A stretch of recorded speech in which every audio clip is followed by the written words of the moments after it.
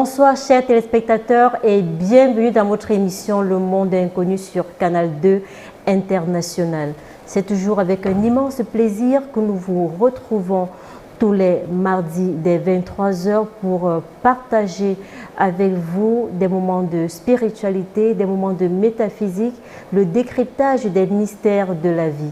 Au programme ce soir, vous aurez la chronique qui va se faire en deux parties. La réflexion, le SOS téléspectateur. Vos messages sont attendus au numéro qui va s'afficher au bas de votre petit écran. Je ne suis pas seule sur ce plateau. Professeur Herman Yaglipote, bonsoir.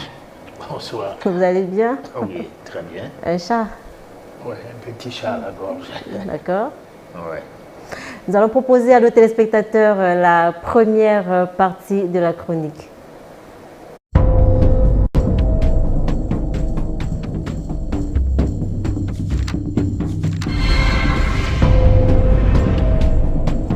Le cadavre et son côté mystique. Deuxième partie.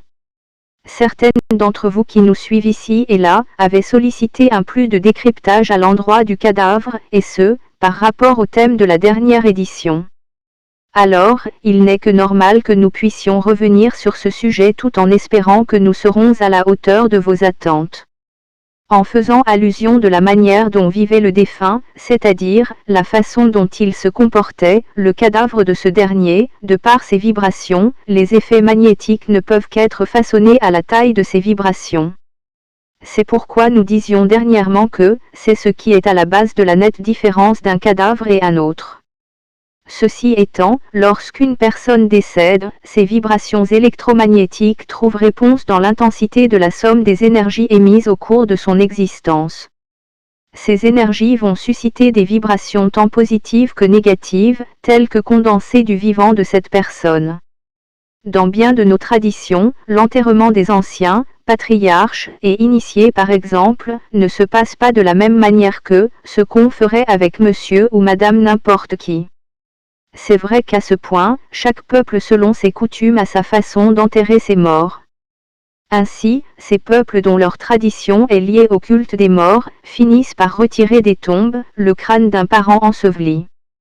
Ils procèdent par exhumation, sous un prisme hautement occulte, mystique. Ceci ne se passe pas avec le premier venu, car seules les personnes initiées et rompues à la tâche sont consignées à poser l'acte. Autrement dit, la véritable source d'énergie cosmique chez un cadavre réside au niveau de son ossement. Eh bien, penchons-nous sur la question de cadavres et de son rapport avec ses os. Sans risque de nous tromper, du cadavre, c'est du côté de ses os que se trouve le dessous à décrypter. Soulignons que, depuis la nuit des temps, la situation des os et l'histoire des cadavres est plus que préhistorique. On peut comprendre qu'il y a une bonne raison que la Bible chrétienne y mette l'accent.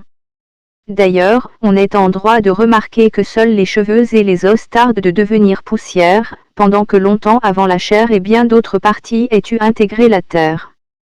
Et s'agissant de la situation des os, dans Exode 13, 19 par exemple, la Bible nous dit que Moïse prit avec lui les os de Joseph, car Joseph avait fait jurer les fils d'Israël, en disant, « Dieu vous visitera, et vous ferez remonter avec vous mes os loin d'ici. » Et nous pouvons lire aussi de Jérémie 8, 1, « En ce temps-là, dit l'Éternel, on tirera de leurs sépulcres les os des rois de Juda, les os de ses chefs, les os des sacrificateurs, les os des prophètes, et les os des habitants de Jérusalem. » Ici, il serait sans doute question de la banalisation des os, tel que cela se passe dans certains cimetières de nos villes. Par ailleurs, nous pouvons voir cette petite histoire du genre de celle des crânes, rapportée dans le second livre de Samuel 21, 12, citons, « Et David alla prendre les os de Saül et les os de Jonathan, son fils, chez les habitants de Jabès en Galade, qui les avaient enlevés de la place de Beth-Shan, où les Philistins les avaient suspendus lorsqu'ils battirent Saül à Gilboa. » Fin de citation. On lira aussi dans Rois 2, 23, 18, et il dit, « Laissez-le, que personne ne remue ses os. » On conserva ainsi ses os avec les os du prophète qui était venu de Samarie. Résultat, le fait que toutes nos vies doivent finir par ce phénomène de cadavre, ceci doit susciter chez chacun de nous un questionnement, lequel alors? Bien que l'essentiel pour nous n'est pas nos os, mais quand même, cette question de devenir un cadavre doit nous préoccuper en tant que des personnes, puisque nous ne sommes pas de simples animaux, des bêtes. Professeur Herman Yeglipote, nous revenons sur le cadavre et son côté mystique. Alors, je voudrais savoir, on dit très souvent au quartier, ou alors vous les anciens, vous nous dites tout le temps que les morts ne sont pas morts. Mais pourquoi à l'annonce du deuil, on a cette sensation, c'est difficile d'accepter la situation? Pourquoi tant de lamentation? Bon, il y a un côté égoïste. Hein. Le côté égoïste, c'est que mon père, comme il est parti, je vais faire comment? Ma mère, je vais faire comment? Il y a aussi la nostalgie. C'est que la personne avec qui j'étais tout le temps, on se chamaillait, on rigolait, montait, on descendait. Sans elle, je vais vivre comment?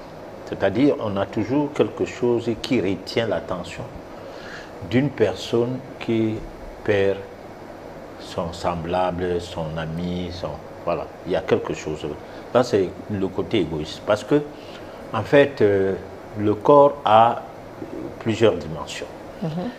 La dimension qui est couchée, elle est la moindre. C'est-à-dire, elle est, je puis dire, elle est moins importante que les autres dimensions de l'organisme, du corps occulte, qui reste en vie. Parce que il n'y a pas de mort absolue. La mort, c'est le changement de la vie.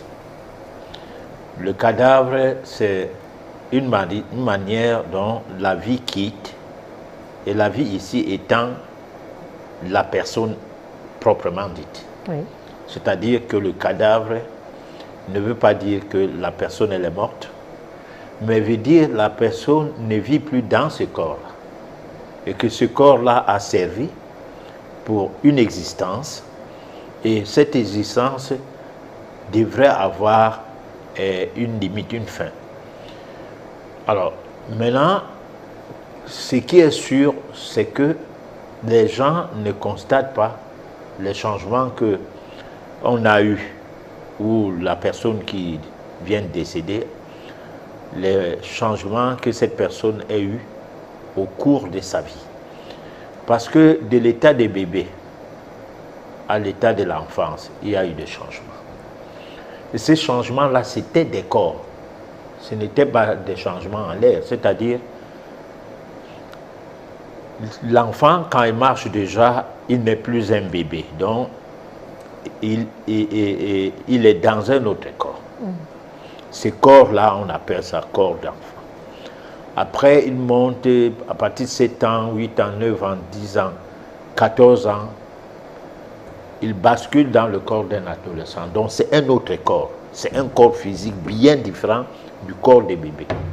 Donc, il y a eu des morts successives du premier corps de la naissance, plus des morts s'en suivaient des autres corps, au point d'atteindre un niveau où cette mort qui vient d'arriver là maintenant est tellement brusque, c'est-à-dire que la transition s'est produite de manière brutale. Et c'est à partir de ce moment-là qu'on se rend compte de l'existence de la mort. Alors que sous nos yeux, il y a la mort tous les jours. Il y a tout le temps la mort. Bon, on ne parlait pas de la mort, on parlait de grandir, de devenir adulte et de vieillir. Voilà ce qu'on dit. Alors, donc, le corps d'un dauphin, de quelqu'un qui décède, c'est une manière de mettre de côté l'instrument dont le corps se servait, du moins l'être intérieur se servait pour son évolution terrestre par rapport à une mission précise.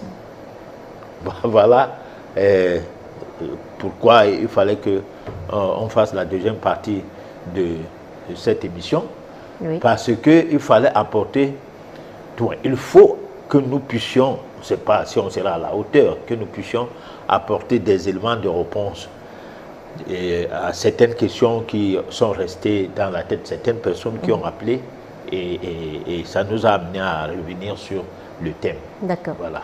Professeur Herman Yeglipot, je voudrais savoir, à quel moment doit-on s'inquiéter lorsqu'il y a des morts successives dans une famille? À quel moment on doit se dire, à quel moment on a l'alerte? Quand il y a les morts, peut-être, il y a des morts successives que en un an, on peut enterrer plusieurs personnes dans une même famille, oui, ou même dans un foyer, pourquoi pas. Bon, c'est alarmant parce que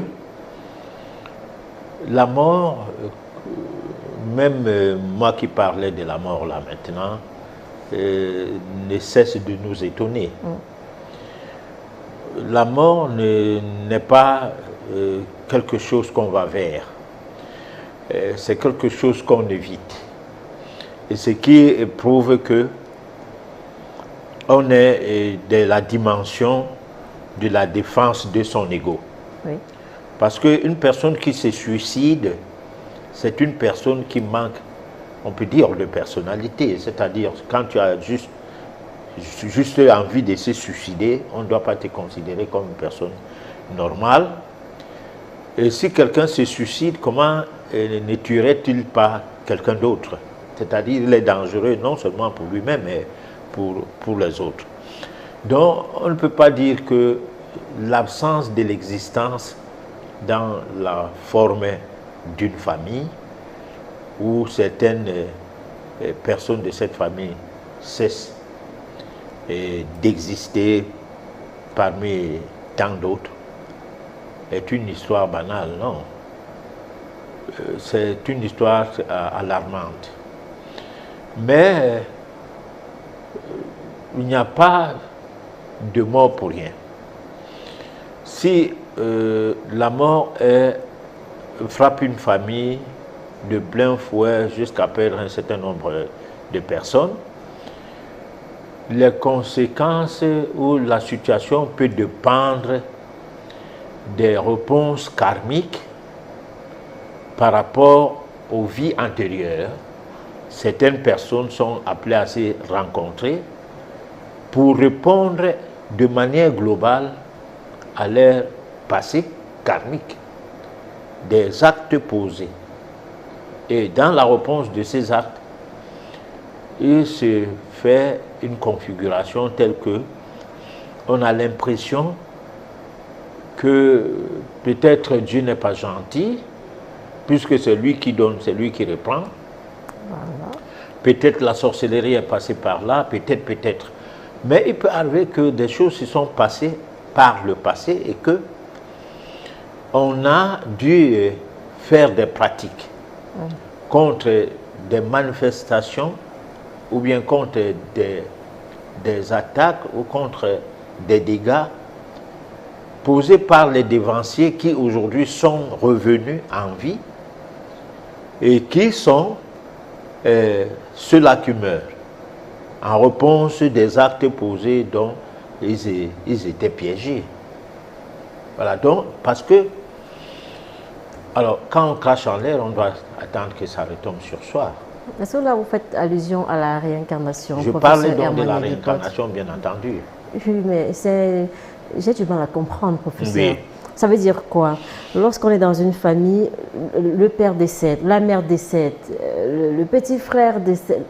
C'est-à-dire, on a une succession en moins de 2 mois, on enregistre 5 décès. On devrait mettre ça dans le cadre de la réincarnation, se croiser les bras et accepter, bon voilà, c'est normal? Non. C'est pas ce que je dis forcément, comme pour dire on n'a pas de recherche et d'investigation à faire, parce qu'on ne doit pas se culpabiliser sur des choses qu'on n'a pas bien compris les tenants et les aboutissants. Mais je donne un exemple simple. Oui. Si par exemple, vous volez la chèvre de quelqu'un, vous tuez ça, vous mangez en famille. Alors, le propriétaire de la chèvre vient à demander, dans le voisinage, toute la famille, pas voir même le chef du village, et lui dit, qu'il faut que ma chèvre me soit retournée. Ou alors la personne qui a volé ma chèvre se présente et prend des excuses si j'ai à lui demander de me donner quelque chose en contrepartie, qu'elle accepte me donner ces quelque chose-là. Alors, le chef du village dit, mais attends, mais moi je ne comprends pas ce que tu dis, on t'a volé la chèvre, tu viens me voir. Pourquoi? Il dit non, c'est parce que moi, je vais piéger cet acte. C'est-à-dire, il y a des risques que tous ceux qui ont mangé de cette viande, ou si c'est seulement qu'on a acheté et que la personne qui achète pas manger, comme c'est un receleur ou bien il a acheté quelque chose de volé, lui n'étant pas au courant, tous vont mourir. Alors, maintenant, le chef du village essaie de calmer le mec, il lui dit non. On convoque donc une réunion des notables et tout, et puis on leur dit, voilà, il se passe d'une situation comme ça, comme ci. Il faut que vos proches, le proche entourage et tout, soient au courant qu'une chèvre a été volée et il faut absolument que la vérité soit établie pour que cette histoire-là, non seulement qu'on continue par voler les bêtes des gens ici, mais que la personne puisse demander des excuses et s'il y a quelque chose à payer, un rançon ou je ne sais pas quoi, qui paie ça matériellement, non de sa vie. Oui. Ah, bon, on reste, des mois passent, et puis on n'en parle plus. Ça peut même faire 6 mois, ça peut même faire 1 an. Après, tout le monde oublie, le village oublie, tout le monde oublie. Parce qu'en fait, c'était un acte anodin, puisque la personne qu'on pouvait soupçonner de voler la chèvre, de pouvoir faire un acte pareil, n'est même pas du village depuis un bon bout de temps. On ne voit personne d'autre qui puisse se comporter comme ça. Oui. Bon, alors qu'est-ce qui se passe? Ce qui se passe, c'est que ça va tomber dans les oubliettes et fin de compte, on va se contenter du fait qu'il n'y a rien eu. Puisque le dispositif n'est pas en train d'agir, ça prend tout son temps. Alors peut-être 1 an plus tard, les décès commencent. Alors ça entre dans une porte, ça sort par l'autre, de l'autre côté de la maison pour aller chez le voisin. Les gens commencent à mourir. Alors, c'est une réponse karmique parce qu'en fait, c'est que le dispositif peut ne pas pouvoir marcher même au cours de cette vie. Les gens vivent normalement, on oublie. Au cours des vies futures, pour un rien, vous commencez à mourir parce que vous êtes dans le même voisinage. La vie a voulu à ce que vous vous retrouvez dans le même voisinage, d'une part. D'autre part, il y a des circonstances telles que vous aviez fait des choses au cours des vies antérieures et c'est au cours de cette vie que vous allez les payer. Vous allez payer le prix à payer, c'est au cours de cette vie. Bon, donc, maintenant, c'est lamenter des situations de mort, souvent, c'est irraisonnable parce que on ne comprend pas trop la raison de ces morts. D'accord. Mais est-ce qu'une voyance peut permettre de savoir le genre de mort? Qu'est-ce qui arrive à la famille? Est-ce qu'un voyant peut vraiment établir la situation? Oui, c'est le rôle des voyants. C'est le scanner naturel, en même temps mystique. La voyance ne peut pas être aussi efficace que la clairvoyance. Oui. Parce qu'il y a une différence entre la voyance et la clairvoyance. La clairvoyance, c'est une voyance sans tricherie qui va sur du fait des dons du voyant, du clairvoyant, à lire dans le passé, dans le présent et même dans l'avenir certains phénomènes qui sont, disons, inexplicables dans un premier temps, mais qui à la longue vont, les choses vont se réaliser, surtout quand il s'agit de l'avenir.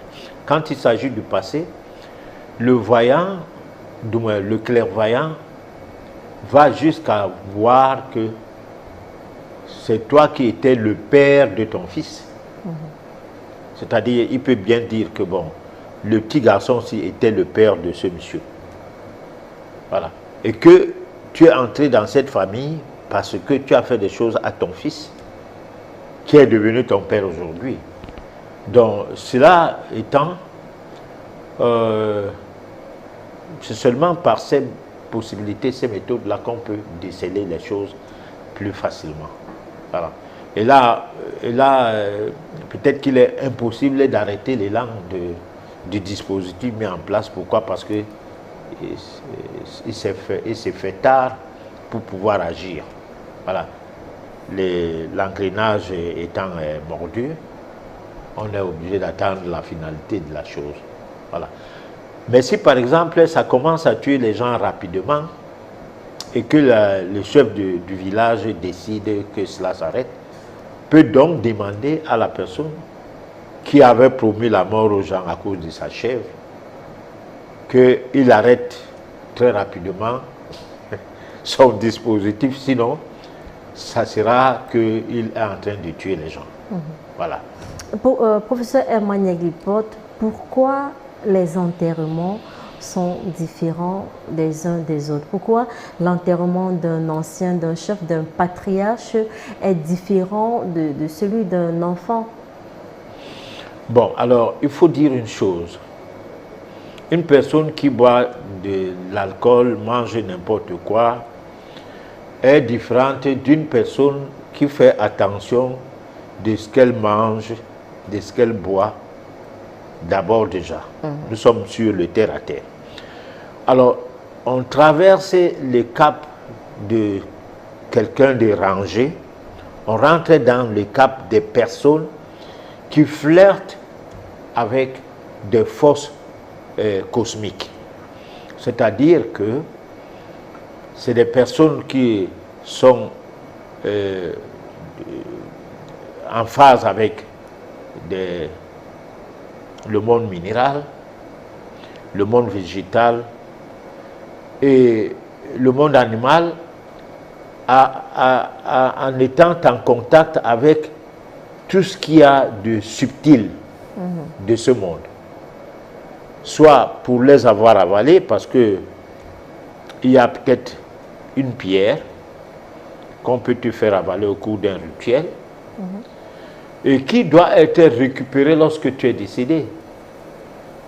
Alors, parce que tout le monde des patriarches et tous ces gens-là ne veulent pas dire on les enterre, on peut faire une autopsie, on les ouvre le ventre, on retire ce qu'il avait avalé lorsqu'il était tout petit, pour redonner ça à son fils lorsque lui aussi il sera appelé à être sanctifié, je ne sais pas comment dire ça, à être initié ou bien à être intronisé au grade de son père ou au-delà de ses grades. Donc, on ne doit pas savoir les conditions dans lesquelles ces personnes-là ont été enterrées. Voilà. Oui. Parce que leur enterrement n'est pas l'enterrement de ce que serait l'enterrement d'un chien ou bien d'un chat. Oui. Puisque le commun des mortels ça s'enterre comme des chats et des chiens. Mais professeur Herman Yaglipot, est-ce que ce n'est pas de la sorcellerie?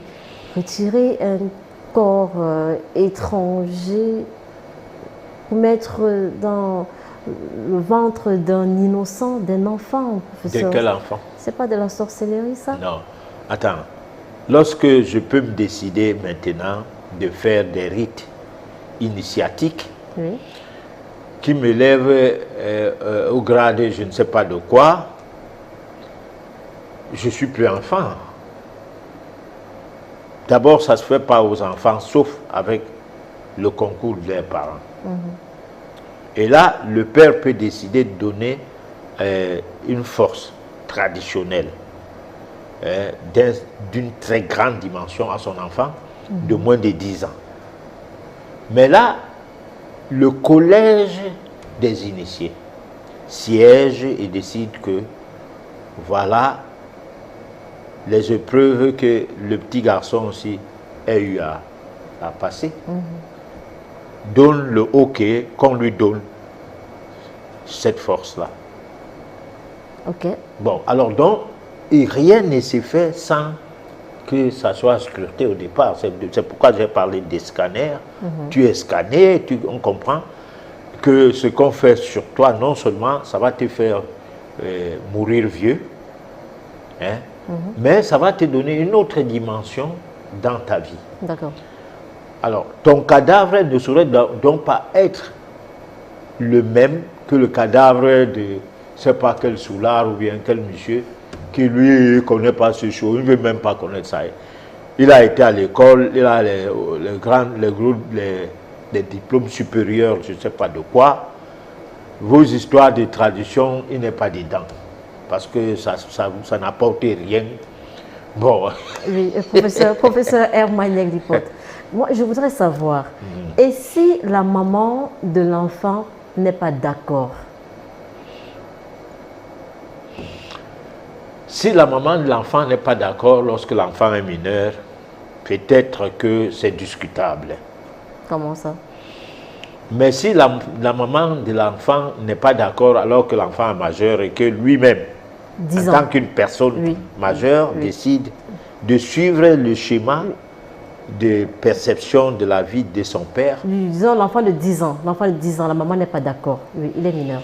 Bon, alors si l'enfant a 10 ans, la maman n'est pas d'accord, ça veut dire que cette femme n'est pas la femme d'un patriarche. C'est tout simplement ça. Parce que chez les Bassa, par exemple, lorsque on veut ériger ton mari Mbombok, on te met une couronne. Oui. Et tu ne peux pas mériter la couronne là et vouloir être contre le degré, le grade qu'on t'a mis en phase avec le reste de la communauté Bassa. Même si tu es une fille venant de l'extérieur. Parce qu'avant, les mariages extra-tribaux n'étaient pas acceptés à cause de cela. Mais aujourd'hui, on constate que les choses ont évolué. Oui. Voilà. D'accord. Nous allons proposer à nos téléspectateurs la deuxième partie de la chronique. La mystique de la science face à la connaissance. La conscience doit s'étendre au-delà des firmaments de la réflexion pour se retrouver à l'orbite de la raison.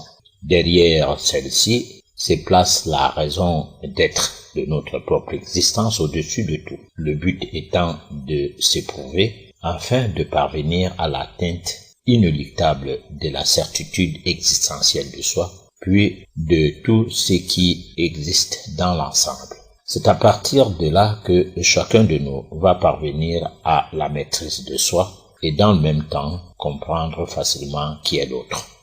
Cependant, il ne faut pas que la certitude qui est versée dans la vérité soit juste des récits ou assertions émanant de ce qui nous a été dit ou de ce que nous pensons à tort ou à raison de notre foi aveugle. Mais il faut que tout cela prenne base sur les méandres d'une analyse assurément profonde consistant à établir les liens qui existeraient entre l'objectif et le subjectif, l'irréel au réel, la science occulte et classique, la connaissance et l'intuition. C'est en ayant maîtrisé tous ces concepts qu'on finit par être doté d'un esprit scientifique. Pour bien comprendre ce que c'est que l'esprit scientifique, cela nécessite que nous soyons à même de définir exactement ce qu'est la science elle-même. Disons que la science et la connaissance scientifique sont jusqu'ici sous le prisme d'un enseignement qui, parfois, est porté sur des principes erronés du genre « le sang ne circule pas », tel que le déclara un certain M. Galien au IIe siècle de notre ère. Il a fallu plus de 15 siècles plus tard pour réaliser que ce dernier n'était qu'un imposteur soutenu par le pouvoir catholique romain de l'époque. Bien qu'ayant fait tuer de milliers de chercheurs de l'époque qui s'opposaient et clamaient haut et fort que le sang circulait, n'empêche qu'il soit aujourd'hui le père des professionnels en pharmacie. On n'a jamais regretté ses forfaitures, sinon que ses disciples, d'année en année, se sont mis à dire que la science évoluait. Un autre exemple est Louis Pasteur, un excellent doué en matière de plagiat. Même comme après sa mort, il a été révélé qu'il ait reconnu lui-même ses manquements. De nos jours, son nom est resté gravé sur l'histoire de ses fautes blanchies et la France l'a béatifié, se baptisant le pays de Pasteur. Dans le monde dit scientifique, les cas semblables sont légion. La science est donc une sorte de problématique qui rend complexe le fait de vouloir la définir, nécessitant de situer le contexte, les objectifs à atteindre, surtout lorsqu'il s'agit d'une formation mettant en relation quelques éléments épistémologiques, sociaux, face à ces multiples disciplines, sciences médicales, sciences économiques, sciences juridiques, etc. Le tout étant l'atteinte d'un but social donné. À travers la relation entre la science et la connaissance, on se retrouve au carrefour de ce qu'est la vie humaine par exemple. Derrière celui-ci se dévoile la relation universelle de la connaissance humaine et comment s'est organisé le vivant. Si la vie est une formation de forme, la connaissance quant à elle est l'analyse des matières informées d'une part et formées d'autre part. La métaphysique nous permet finalement de parvenir sur ce qui est fondamental pour qu'une analyse puisse être possible même devant des sujets abstraits et subtils. Au résultat, même si l'on n'arrive pas à décrypter les formes d'une formation pour n'avoir pas pu déceler ou avoir perdu de vue l'originalité des formes, grâce à la métaphysique, on finira quand même à déterminer les composants de ces formes. Professeur Herman Yaglibot, quelle relation y a-t-il entre la science et la connaissance? Bon, la science et la connaissance vont de pair. Parce que la science, c'est quelque chose de parfait. Et la connaissance également, c'est quelque chose de parfait. Sauf que dans le monde actuel, où les Occidentaux ont confondu le scientisme et à la science, c'est-à-dire, comment on peut dire, non, on confond un scientifique à un scientiste, voilà, c'est-à-dire quelqu'un qui apprend des choses conçues pour atteindre des buts et parfois mercantiles, on l'appelle un scientifique. À côté de la science, ou difficile de rencontrer un scientifique, parce que pour rencontrer un scientifique, c'est quelqu'un qui est doué de bonnes connaissances. Parce que la science, elle se veut fondamentale dans le cadre de l'observation, de l'expérimentation et l'obtention des résultats non souillés, c'est-à-dire non corrompus. Bon, alors les sciences livresques sont souvent des sciences stéréotypées, arrangées pour atteindre un but et parfois un but égoïste. Ce qui fait donc que elles ne sont pas les sciences de la connaissance. Elles sont les sciences des techniques, d'un certain ensemble de techniques arrangées pour atteindre un but. Bon. Par contre, la connaissance s'acquiert, ça ne se vend pas, la connaissance s'acquiert, donc ça veut dire qu'on ne peut pas acheter la connaissance, ne fût-ce que dans une université. On peut acheter les connaissances techniques qui peuvent amener l'être humain à un niveau très élevé, niveau intellectuel très élevé, ce n'est pas le débat. Mais la connaissance elle-même, hein, elle est telle que tu peux décider de ne pas mourir, on t'enterre, mais de disparaître et personne ne verra ton cadavre. Parce que tu as atteint le degré de la connaissance qui te permet de devenir un hiérophant, c'est-à-dire quelqu'un qui ne meurt plus. Alors ce genre de connaissance, tu ne l'achèteras jamais quelque part. Et c'est cette connaissance-là, c'est derrière la science fondamentale, la science pure, la science non souillée, la science non incorruptible, que se trouve donc la connaissance. Donc la science vient, la connaissance est devant, la science vient après la connaissance, parce que c'est grâce à la science qu'on peut aller vers la connaissance. Bon, toutefois, cette science-là n'est pas une science livresque. D'accord. Voilà. Professeur Herman Yaglipot, comment comprendre, comment faire le deuil d'une personne décédée et qu'on ne retrouve pas son corps?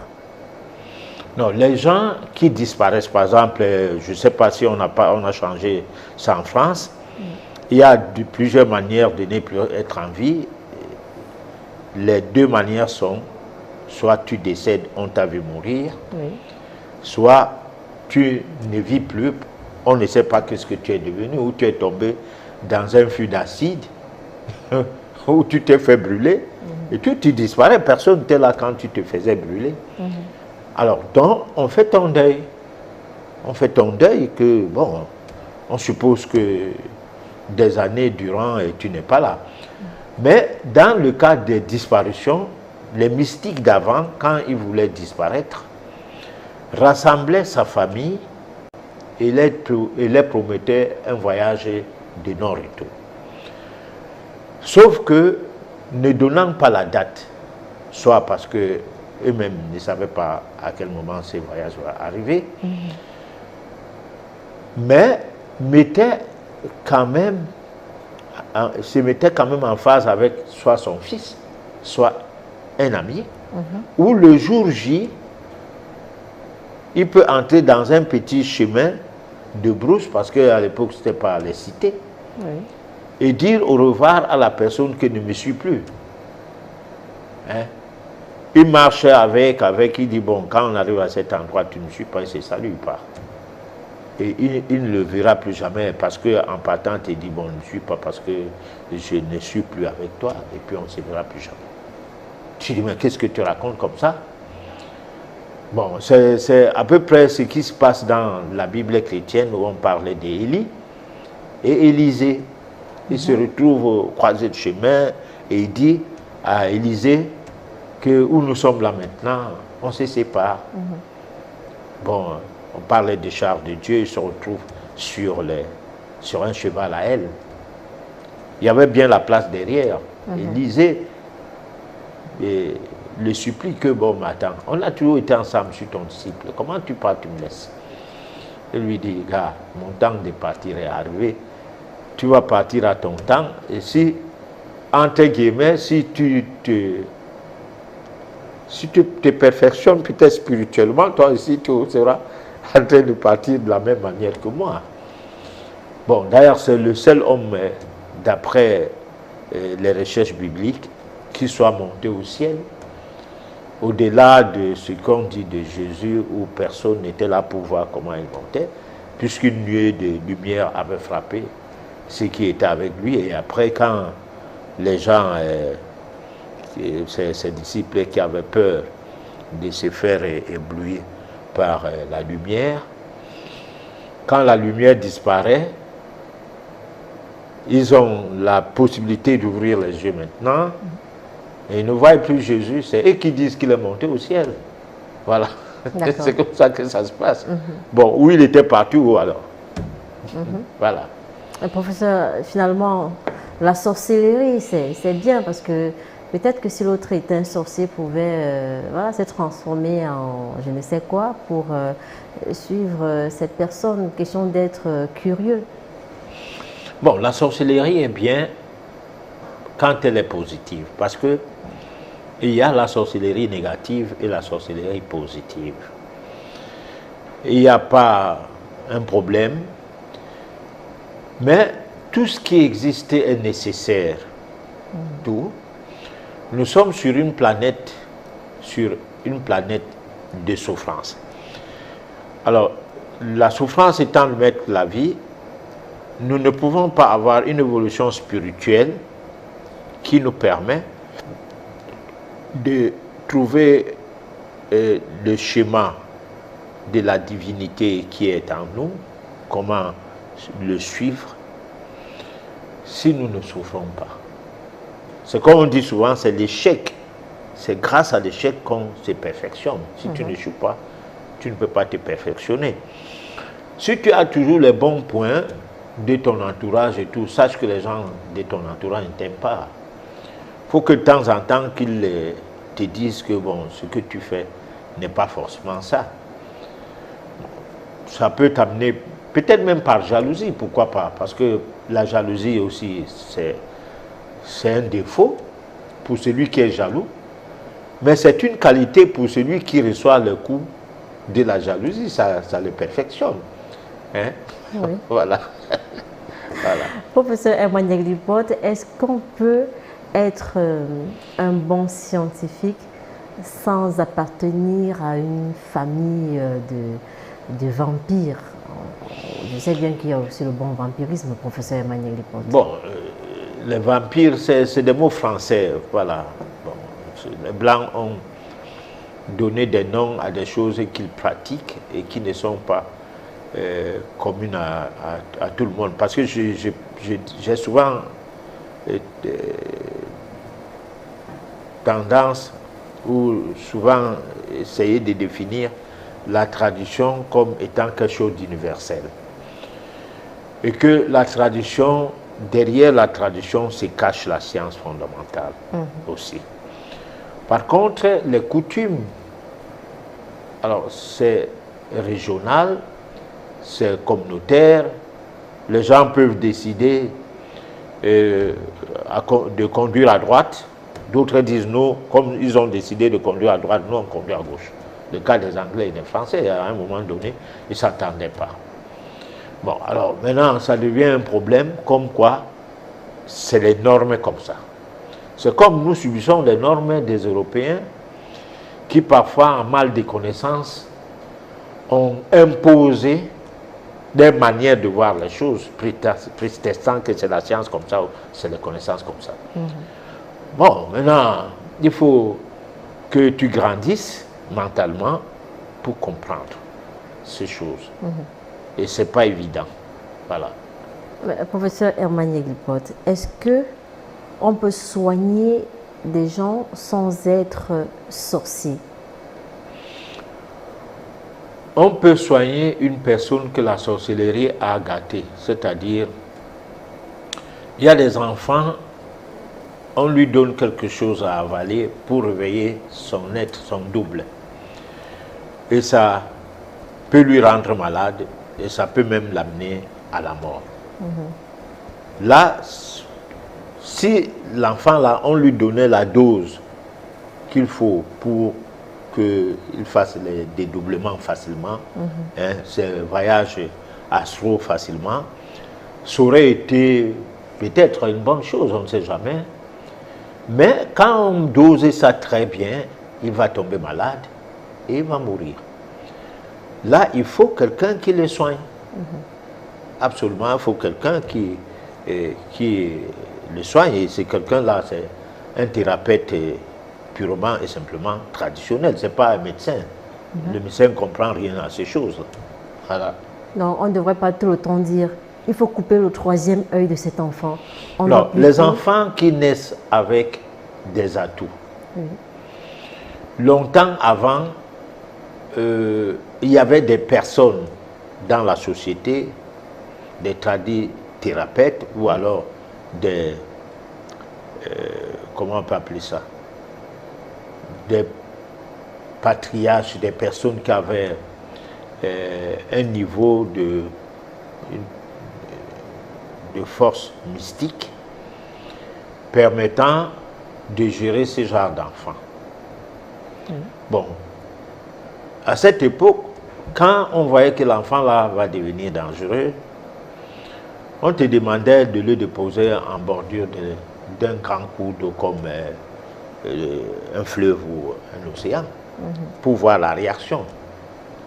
Alors, si l'enfant là n'était pas de ce monde, comme tout le monde, il devenait Un serpent? Un géant serpent et puis rentrer dans l'eau. Bon, on s'est débarrassé de...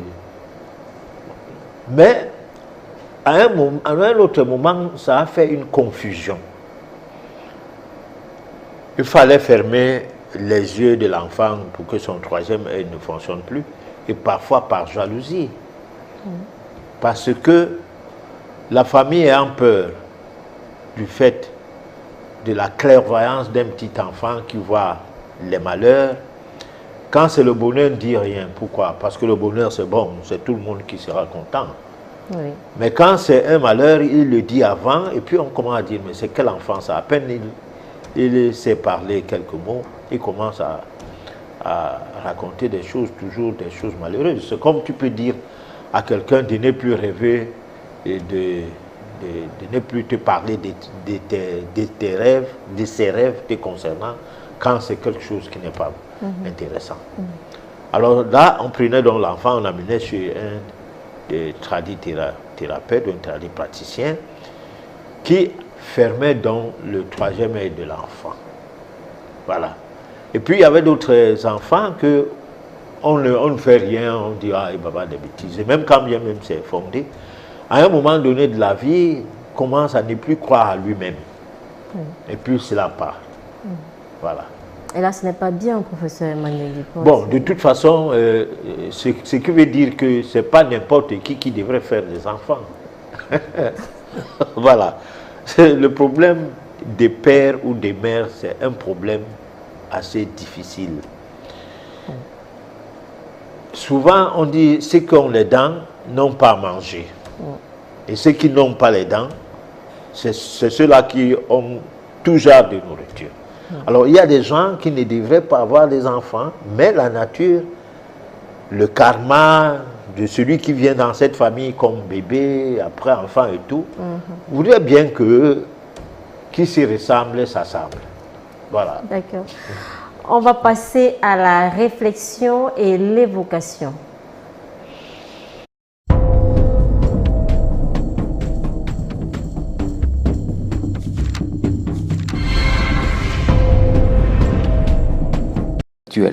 C'est ce que nous apprennent nos études universitaires. Quand on part de ces études médicales, on est persuadé qu'on a un cerveau qui fabrique de la conscience, que ce cerveau est un organe qui fabrique de la conscience, et que lorsque ce cerveau s'éteint, il n'y a plus de conscience, il n'y a plus rien. Voilà, c'est le néant.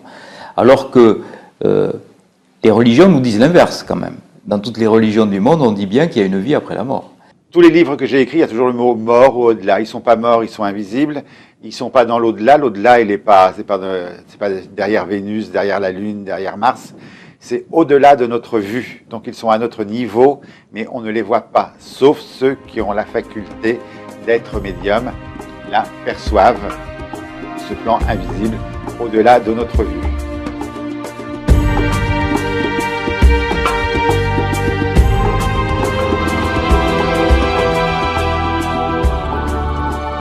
Je suis devenu anesthésiste réanimateur à la suite d'un hasard, si on peut appeler ça comme ça. Je m'orientais plutôt vers une carrière de médecin généraliste et j'ai voulu me confronter à l'urgence. Donc je me suis inscrit dans un stage de SAMU et c'est lors de ce stage de SAMU que j'ai vécu quelque chose qui a transformé ma vie. Parce que avant cette expérience, j'étais plutôt du style à dire que tout s'expliquait par la science. Et après cette expérience, c'est-à-dire quelques millièmes de seconde après, je me suis dit, mince, il y a des choses que la science ne comprend pas. Alors c'était quoi cette expérience? Eh bien c'était un accident grave. J'étais confronté donc à le gérer tout seul. 2 cadavres allongés sur le bord de la route, recouverts d'un drap blanc. Et puis ce pompier qui me dit, docteur, venez là, il y a quelqu'un qui est resté coincé dans le véhicule. On avait donc découpé des tôles pour que je puisse passer, et puis il y avait un jeune qui était coincé jusqu'à la partie inférieure de son thorax par les tôles, incarcéré. Et moi je devais rapidement le perfuser, ce jeune. J'étais à quelques centimètres de lui, à quelques centimètres de son visage, et je revois encore ma main tremblante sur son bras livide, fouillant encore et encore pour chercher cette veine, et je ne la trouvais pas, cette veine. Et il est arrivé ce qui devait arriver, c'est-à-dire qu'en cas de non-secours de cette façon, eh bien, le décès arrive. J'ai vu cette étincelle de vie qui partait de ce regard, la pupille qui se dilatait, et c'était la première fois que je voyais mourir quelqu'un devant moi, mais c'était quelque chose de très intime. J'ai senti, physiquement ressenti, une présence qui partait de ce corps et qui m'a frôlé sur la droite. C'était une présence qui était à la fois joyeuse et vivante. Professeur Herman Negri porte un commentaire par rapport à cet Bon, élément. là, c'est un médecin qui parlait de son expérience sur les morts imminentes, c'est-à-dire quelqu'un est mort, mais son double, voilà, se dessine à ses yeux. Donc, au-delà de la vue, au-delà de ce que nous voyons, il existe des choses ou des phénomènes qui sont à notre portée. Il suffit de faire un tout petit peu attention. Mais déjà, le doute s'installe dans nos têtes à ne pas croire à l'existence de certaines choses, ce qui va créer une difficulté de faire avancer nos sens sensoriels. Voilà. D'accord. Chers téléspectateurs, vos messages sont attendus au numéro qui s'affiche au bas de votre petit écran. On va prendre le SOS téléspectateur.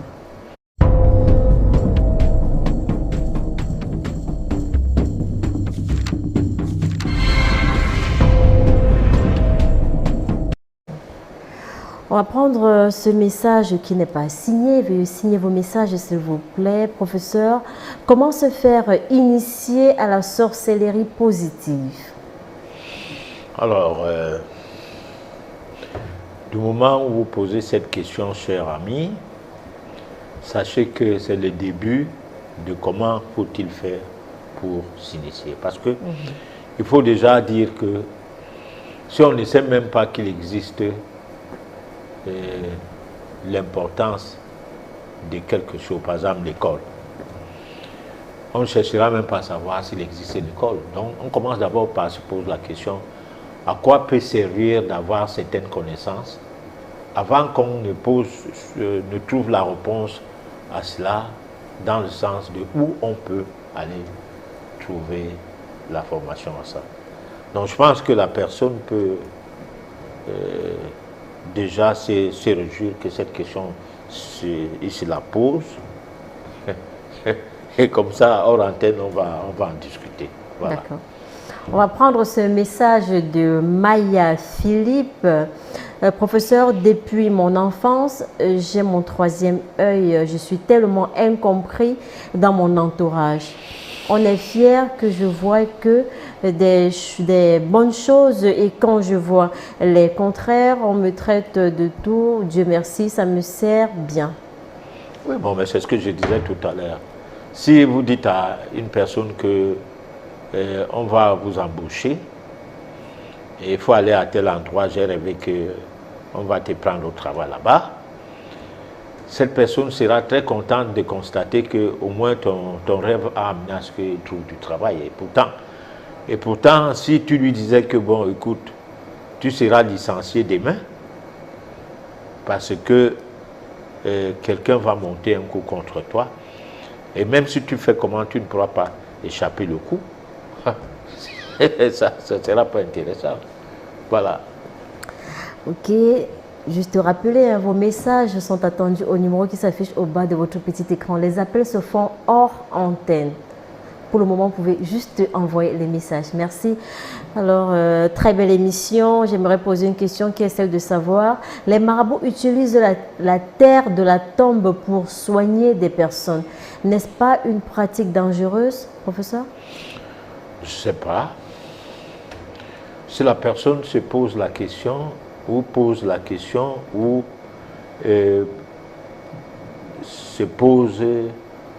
s'oppose à cette pratique, là je ne sais pas. Mais lorsque on prend le sément humain pour en faire les médicaments et soigner les gens avec, n'est-ce pas une pratique dangereuse? Lorsque on fait le trafic des organes dans les hôpitaux, par exemple, c'est pour atteindre quel objectif? Mais est-ce qu'on fuit l'hôpital? On y va toujours. Bon, pourquoi il y a un regard critique dans les choses qui concernent notre environnement, nos traditions, nos milieux, et jamais des critiques à l'égard de choses qu'on ne connaît même pas qu'est-ce que c'est. Parce que si par exemple, tu as les difficultés et que tu partes prendre la terre de la tombe où ton père a été enterré, tu mélanges, je ne sais pas avec quelle plante, ou avec du sel ou quoi. Au beau milieu de la tombe, tu te laves en parlant, en demandant pardon, peut-être que tu penses qu'il y a eu un manquement et tout. Oui. Ce pardon-là va donner qu'à prendre les antibiotiques pour une situation qui ne nécessite pas des antibiotiques du tout, mais que le médecin a jugé que, ne comprenant pas ton problème et que les anti-inflammatoires ne tiennent plus, il faut qu'il te prescrive les antibiotiques. Et d'autres se mettent en automédication dans ces histoires-là, sans aucune connaissance même de des composants, la composition du produit qu'il consomme. Et puis, quand lui arrive même un danger, c'est la maladie, alors que non, il s'est intoxiqué. Voilà, donc pourquoi toujours avoir un regard de répit sur ce qui est africain ou ce qui est de nous, alors que ce qui vient d'ailleurs, c'est sans problème. On parlait des laboratoires, machin, parce que quand les gens entendent les laboratoires pharmaceutiques, ça les amène à croire à quelque chose qui sort du ciel, mais c'est des firmes pharmaceutiques, c'est des usines. C'est les usines, et une usine, c'est tout et du n'importe quoi. Parce que l'industrialisation d'un pays, c'est bon, c'est pour l'enrichissement, mais ce n'est pas bon pour la population. Hein? Et les statistiques des accidents médicaux au niveau des hôpitaux sont plus élevés aux États-Unis d'Amérique qu'ailleurs. Voilà. Donc, les gens subissent l'industrialisation. Cela n'empêche que l'Amérique soit un pays riche, mais la population et sa richesse, elle est, disons, hypothétique. Voilà. D'accord. Professeur Hermaniel Deportes, il se dit que lorsqu'un patriarche décède, on ferme sa chambre pendant plusieurs jours et on purifie les lieux. Qu'en pensez-vous? Bon, alors moi, le mot purifier, du moins la dernière phrase, on purifie les lieux, là, je ne sais pas qu'est-ce que c'est, mais je parie qu'une chambre que les gens n'entraient pas tout le temps. Oui. Hein? Et que cette chambre, la personne qui était censée savoir les tenants et les aboutissants de l'environnement métaphysique, vibratoire, tout ce qu'on peut dire de cette chambre n'existe plus. Dans les normes, c'est les personnes de la même catégorie que celle-là qui doivent venir et ouvrir la chambre hein, et faire peut-être une cérémonie. Et maintenant, s'il y a des choses à déménager dans la chambre, on va se mettre à les déménager. Le cas contraire, s'il travaille avec son fils, un de ses enfants, ou un enfant de la famille, ça dépend, là, il peut, cet enfant, ouvrir la chambre avec le concours des autres personnes qui attendent dehors et libérer la chambre. Par exemple, s'il faut que cette chambre-là soit une chambre à coucher désormais, puisque les travaux qui étaient destinés à être pratiqués dans cette chambre, on peut juger que celui qui faisait ces travaux n'étant plus là, il faut quand même que la chambre soit libérée. Bon, donc, autant de choses qu'il faut toujours être accompagné, parce que c'est pas bon de faire des choses où personne dans ton entourage ne peut t'accompagner. Sinon, on sera obligé d'aller prendre les gens ailleurs. C'est comme les reliques. Hein, dans les confréries traditionnelle, tu as un sac, il y a des choses dedans, mais tu n'as pas le droit de regarder même l'intérieur du sac. Hein? Bon, encore moins de verser ces choses, commencer à les toucher n'importe comment. Non, tu les gardais à l'état jusqu'au moment où tu seras intronisé. Voilà.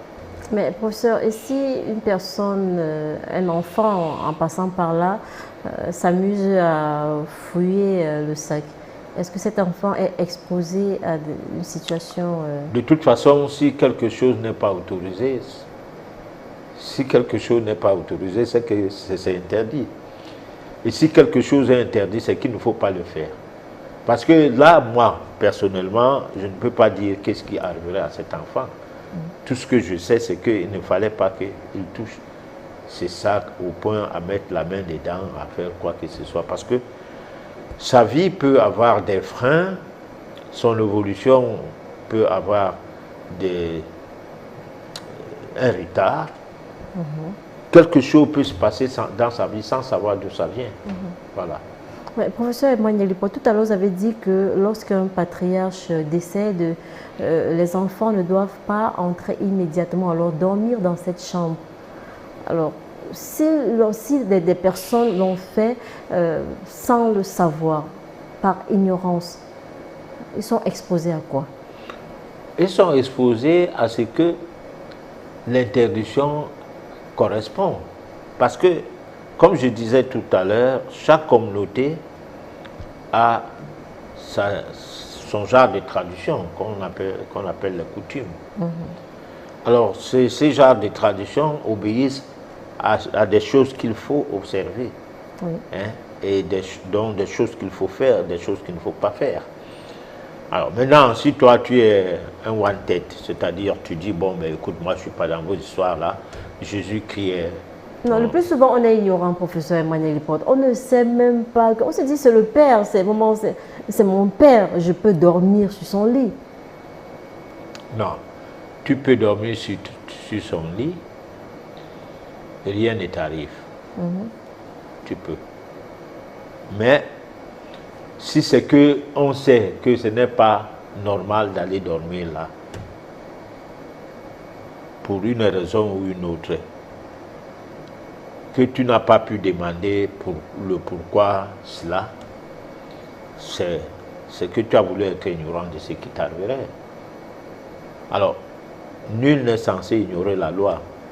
S'il y a une loi qui interdit de ne pas extravertir le lieu sacré de ton père, c'est pas parce que c'est ton père que le lieu là ne sera plus sacré. Voilà. D'accord. Professeur Emmanuel Lipote, est-ce que le cadavre peut nuire certains membres de la famille après l'enterrement? Vous dites? Est-ce que le cadavre peut nuire certains membres de la famille après l'enterrement? C'est Dieu qui nous envoie ce message. Oui, mais le cadavre peut nuire des gens, ça dépend. Il y a par exemple des situations, on a parlé de ça lors de la dernière édition, qui arrive que quelqu'un de son vivant te dit ne viens jamais à mon deuil. Bon, mais toi tu dis tu me fous le camp avec ça. Il dit mais attends, tu n'es pas mon ami, tu ne vas pas venir me voir coucher et tu commences à te réjouir. J'ai dit toi je t'interdis de venir à ton deuil. Alors si tu veux venir à son deuil, il faut faire la paix avec lui. Il ne faut pas penser que c'est un salopard, il va mourir, je vais le voir. Et peut-être même tu contribues à sa mort et puis tu viens maintenant rigoler. Et dire les morts sont morts. Oui, non, ça ne va pas aller comme ça. D'accord. Pourquoi les femmes enceintes ne doivent pas voir les cadavres, professeur Emmanuel Lipote? Bon, alors, je parie que ce n'est pas toutes les femmes, parce qu'il y a des hommes qui sont moins forts que certaines femmes. Le problème, c'est l'état d'esprit. La femme, c'est une maman. Et la maman, qu'est la femme, en règle générale, a un esprit protecteur, d'abord. Parce que, mettons le côté occulte de côté, et puis d'ailleurs, ça fait partie de l'occulte. Ça fait donc qu'elle est sensible. Vu sa sensibilité, il y a certaines situations qu'il ne faut pas qu'elle soit en phase avec. Par exemple, il y a des femmes qui ne pleurent pas quand il y a deuil. Hein? Bon, c'est pas qu'elle n'est pas une femme, mais elle comprend qu'elle viendra que pourra, quel que soit le cas, on finit par mourir. Bon, donc, c'est pas en pleurant trop que, non, quelques larmes coulent, et puis elle dit, il faut que je prenne. Alors, ce genre de femme, même quand on tue son enfant dans la sorcellerie, tant qu'on n'a pas encore enterré son enfant, elle est en train de cogiter, de chercher les voies au moyen où aller pour pouvoir ramener son enfant en vie. Que de pleurer, waouh, waouh, waouh. Des fois, elle est seule dans la chambre avec son enfant, son mari décédé depuis, son enfant unique. Il y a eu des cas comme ça, où elle se retrouve finalement sur quelqu'un qui lui donne la formule, et puis l'enfant revient en vie. Personne n'a été au courant que l'enfant était décédé. Ce genre de femme, comment on peut l'interdire de voir le corps? On ne peut pas l'interdire.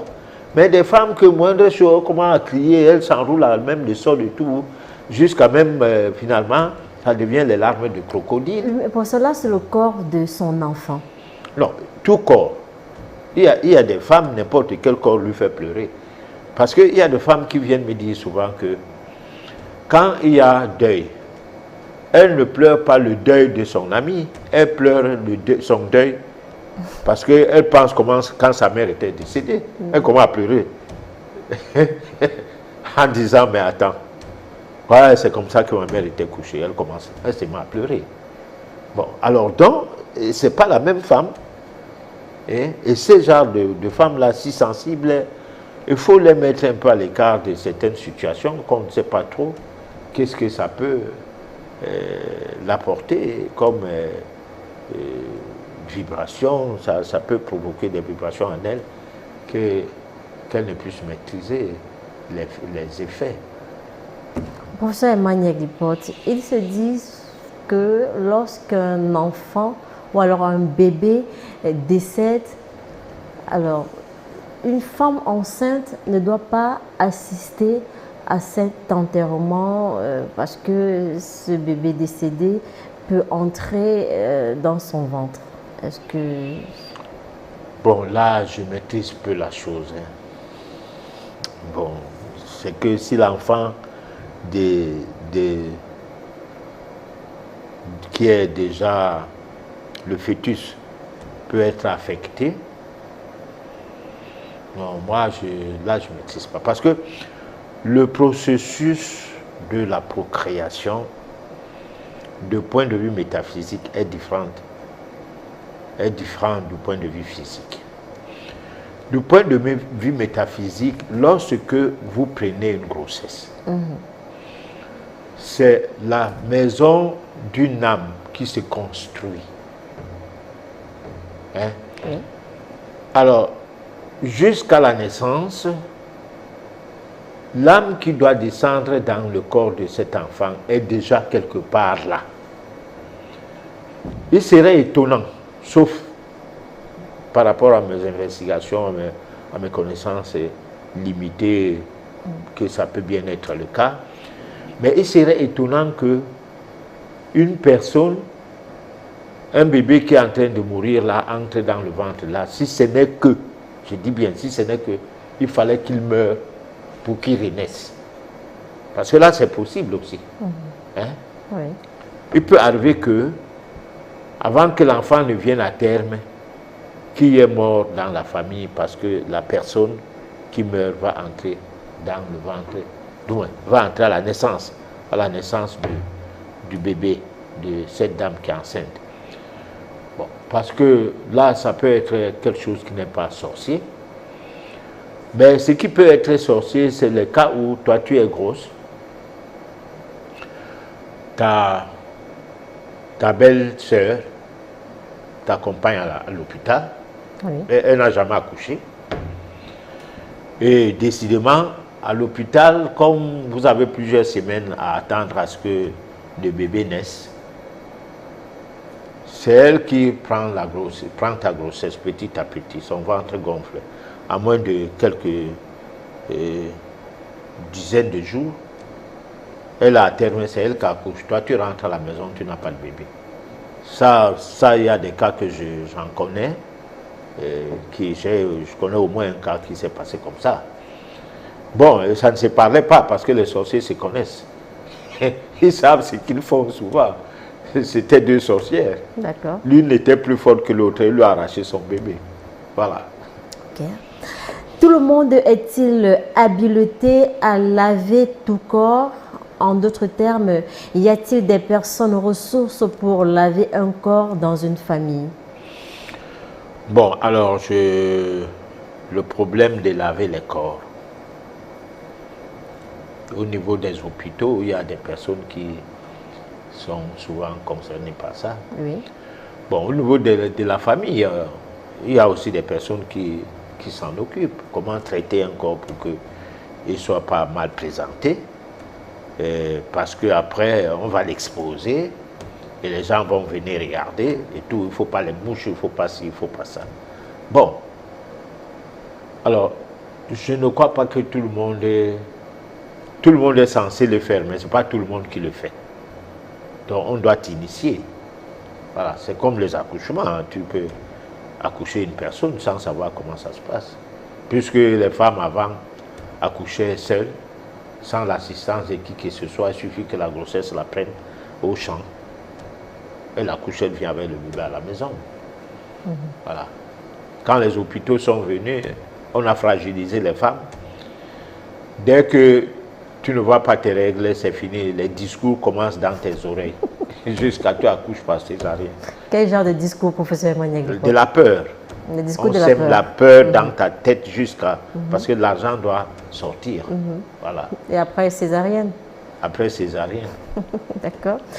Professeur, je suis salarié depuis mon jeune âge. Jusqu'à présent, je n'ai jamais réalisé quelque chose, ni la maison, ni même une moto. Rien, s'il vous plaît. C'est dû à quoi? C'est dû que vous fassiez une voyance. Et là, peut-être, si c'est que vous avez traversé quelque chose a été fait, ou il y a un sort ou quoi, vous comprendrez bien cela. Mais sans ça, soit vous avez une main percée, comme on dit souvent. En fait, il faut faire des investigations. Voilà. Ok, on a ce message qui revient de Gisèle. Bonsoir grand prof, ma fille de 9 ans me dit que depuis quelque temps, chaque fois qu'elle entre dans ma chambre, elle a l'impression qu'il y a un bébé couché sur mon lit. Une prière de me dire si cela a une signification. Pardon. Et je ne pense pas que c'est pour rien.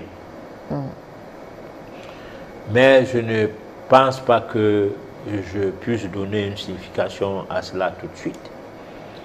Parce que je ne fais pas dans la communication à sensation. Voilà. Comment faire pour initier ma femme? Je suis un grand notable, mais j'ai comme impression qu'elle hésite beaucoup. Bon, alors il faut que, quand on a une femme, qu'on comprenne ses limites, déjà, qu'on sache quelles sont ses limites, afin de voir comment relever son niveau. Parce qu'il ne faut pas demander à quelqu'un qui vient d'entrer dans votre vie ou bien qui est dans votre vie depuis un bon bout de temps, depuis le début, vous ne lui avez pas parlé de certaines choses. Et tout d'un coup, vous commencez à lui dire qu'il faut ceci, il faut cela. Peut-être que ça peut être là un petit manquement. Bon, donc il faut toujours dire à une personne, tu vois comme ça, je suis chrétien. Tu vois comme ça, je suis musulman. Tu vois comme ça, je suis dans la Rose-Croix. Tu vois comme ça, je suis dans la franc-maçonnerie au départ. Bon, parce que l'explication que tu lui donnes de la chose que tu fais lui permettrait d'adhérer dès le départ dans la logique de la chose ou pas. Voilà. Mais sauf que ça doit être méthodique. Parce que si une personne est réfractaire, par exemple, à au christianisme, parce qu'elle elle est d'obédience islamique, lui dire d'emblée comme ça que moi je suis chrétien, bon, toi tu es musulman, on peut vivre ensemble, il n'y a pas de problème à mon niveau. C'est comme pour choquer ses oreilles. C'est comme pour lui dire que ça va prendre à laisser. Et là, ça ne va pas marcher. Voilà. Ok. Mon problème est le suivant. Je me bats comme un homme, mais il m'arrive de ne jamais arriver à bout de mes problèmes. Quand je pense avoir fini avec un problème, un autre sujet qui est plus costaud que les autres arrive. Qu'est-ce que je dois faire? Dites-moi, je vous en prie. C'est Ambroise Vogo qui nous envoie ce message. Vogo, vous avez la chance d'avoir les problèmes. Comment ça, professeur? Parce que si vous n'avez pas de problème, vous n'allez pas chercher à comprendre votre vie. Et déjà, à nous saisir au cours d'une émission, cela ne suffit pas. Parce que même si on nous donne l'antenne pour toute la journée, on dit que tout le monde doit appeler, on va essayer de voir comment faire pour réussir, cela n'ira pas. C'est-à-dire tout le monde peut, à partir de la télé, on ne peut pas faire des consultations pour tout le monde et soigner toute la ville. Non. On a Boris de Yaoundé qui voudrait savoir si ouvrir son troisième œil est une bonne ou une mauvaise chose, professeur Emmanuel Lipote. Alors, ouvrir son troisième œil est une bonne ou mauvaise chose? Bon, alors donc, je ne crois pas non. Je ne crois pas non. Okay. Ouais. Patriarche, comment faire pour avoir la femme de sa vie? Ça fait 10 ans aujourd'hui que je cherche à avoir une bonne femme, mais sans suite.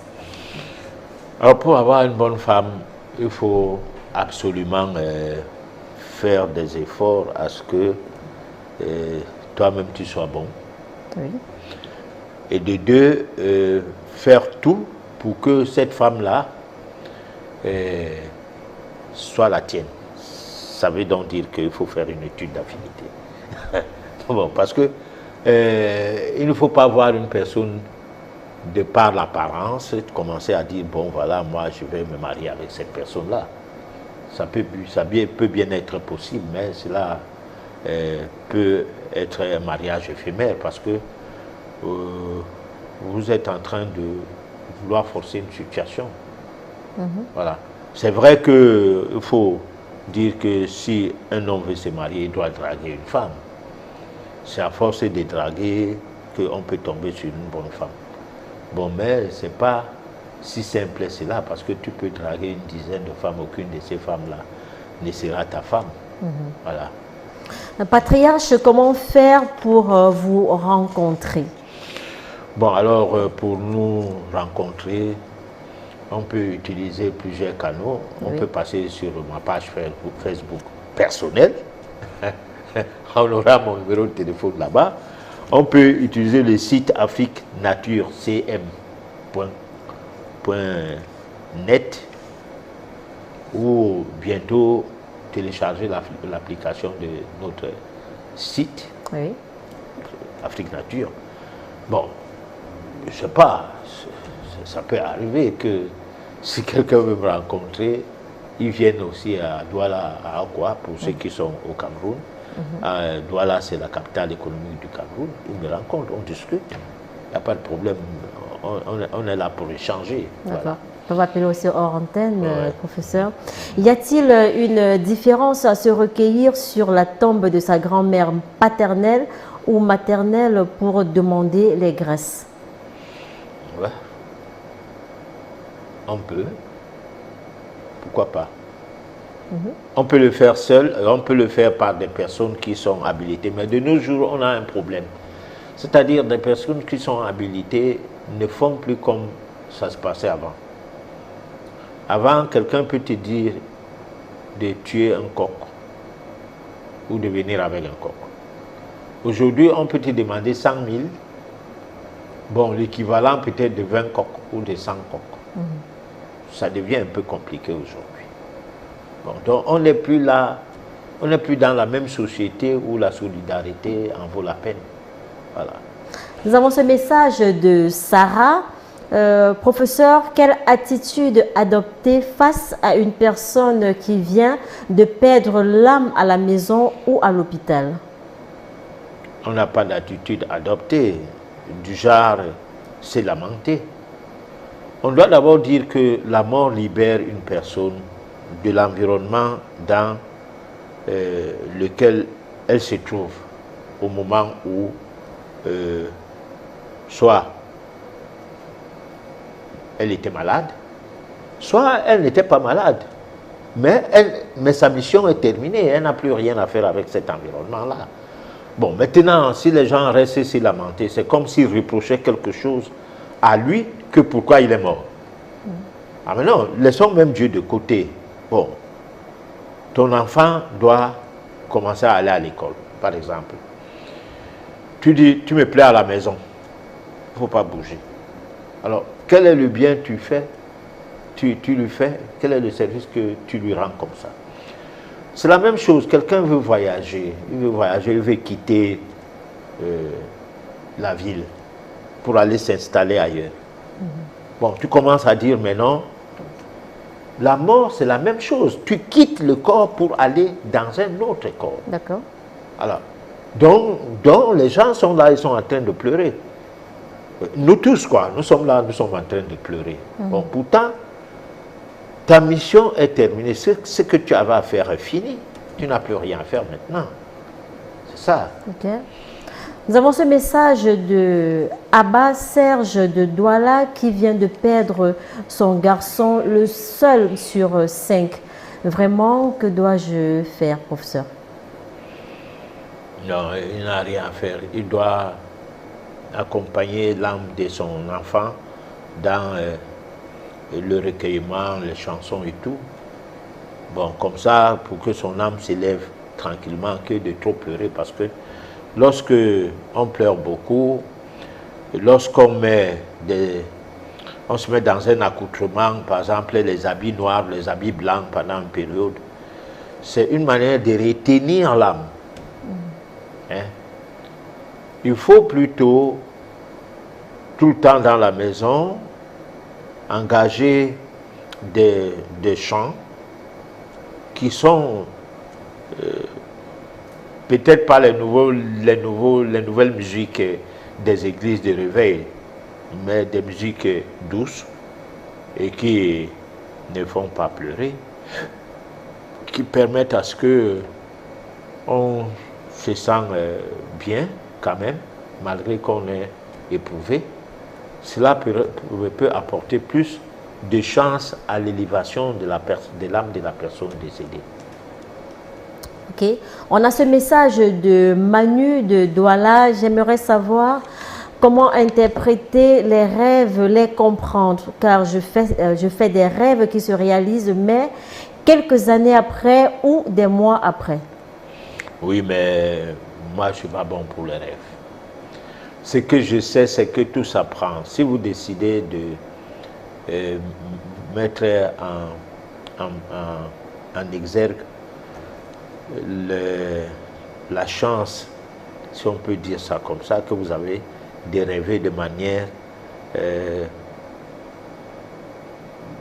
messager, c'est-à-dire que vous avez plutôt des messages au lieu d'avoir des rêves qu'il faut absolument interpeller quelqu'un pour les interpréter.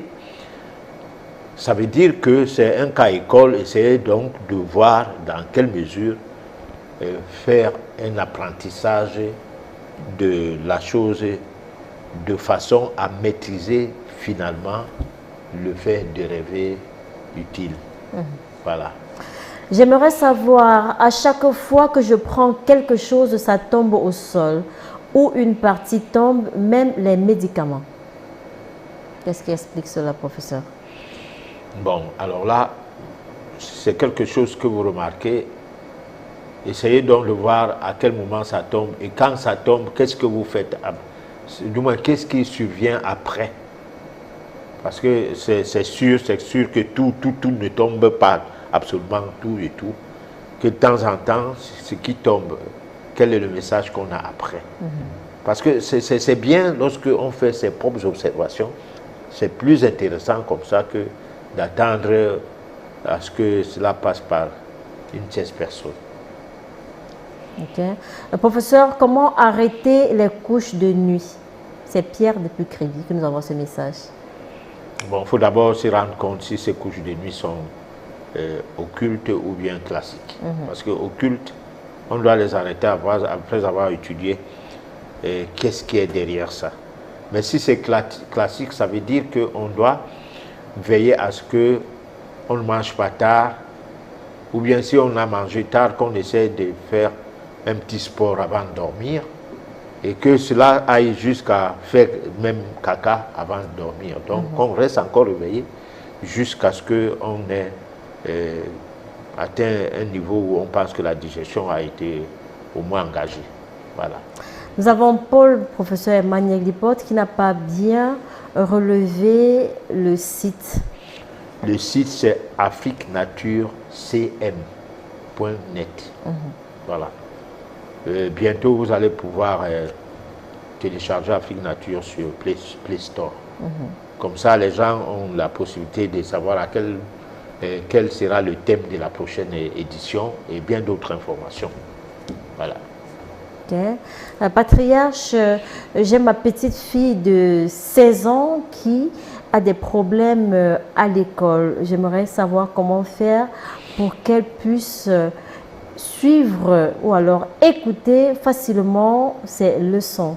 Veuillez éviter, s'il vous plaît, les abréviations. Il y a une possibilité de faire des enregistrements que l'enfant doit écouter régulièrement.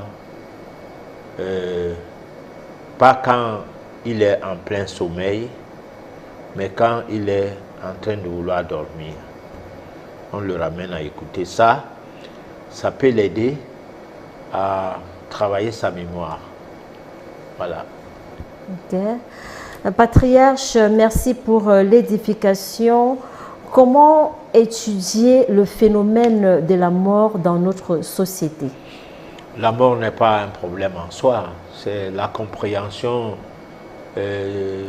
personnelle de la mort qui est un problème. Je dis et je répète qu'on ne meurt pas pour rien, on meurt pour changer sa vie. On ne meurt pas pour aller au paradis ou en enfer, ça c'est des choses. Il fallait faire peur aux gens pour que les gens remplissent à l'église. Il faut faire peur aux gens pour qu'ils se soignent, parce que si les gens n'ont pas peur, la médecine n'enseigne pas la santé, elle enseigne la maladie. Comment combattre la maladie. D'accord. Bon, l'Église n'enseigne pas Dieu. On enseigne comment fuir le diable, donc combattre le diable. Tout ce que le blanc fait, c'est pour s'aimer la peur, la zizanie dans la tête des gens. D'accord, voilà. On va se quitter sur ce message. J'ai risqué la mort juste après avoir écouté une voix me disant de faire attention. Quelques secondes après, le camion a écrasé la personne qui était avec moi. Bon, alors c'est bon. Vous avez une voix. Il faut faire attention avec cela. Ça peut vous aider, c'est-à-dire toujours être à l'écoute, parce que cette voix, souvent, ça vient au niveau du cœur et non au niveau de la tête. Voilà. Professeur Emmanuel Lipote, nous sommes arrivés au terme de cette édition. Votre mot de fin? Alors, notre mot de fin, c'est qu'on dit merci à des gens qui nous accompagnent, qui nous suivent, et on va élargir le champ pour pouvoir faire en sorte qu'ils nous suivent davantage et qu'ils nous proposent des thèmes, parce que parfois on a cours de thèmes, on a plein de choses. Donc c'est pourquoi on a un site internet, Afrique Nature, cm.net. Alors ce site permet à ce qu'on échange avec des gens pour pouvoir amener à ce que l'émission puisse avoir plus de possibilités d'échange avec les téléspectateurs et même au niveau de YouTube. D'accord. Voilà. Merci, professeur Emmanuel Glipote. Merci à la technique. Merci à vous, chers téléspectateurs. On espère que vous avez trouvé un intérêt à nous écouter ce soir. N'oubliez pas, vous avez la possibilité de réécouter cette émission sur YouTube en tapant Le Monde Inconnu TV. Donnons-nous rendez-vous mardi prochain dès 23 h. D'ici là, portez-vous bien.